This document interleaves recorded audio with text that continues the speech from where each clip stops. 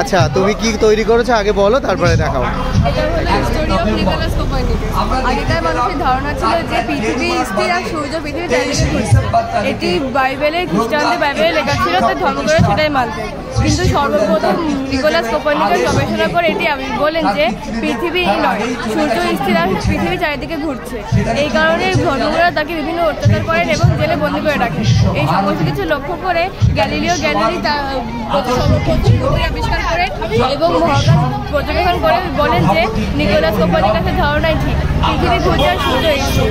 এইসব কারণে পরবর্তীকালে ধর্মগুরুরা গ্যালিলিও গ্যালিলিকেও বন্দী করে রেখেছিলেন। এটা হচ্ছে বন্দি জীবন, তাই তো?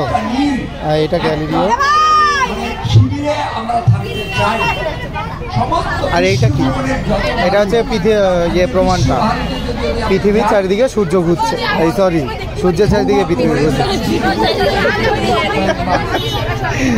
ঠিক আছে, থ্যাংক ইউ, খুব ভালো হয়েছে। হ্যাঁ।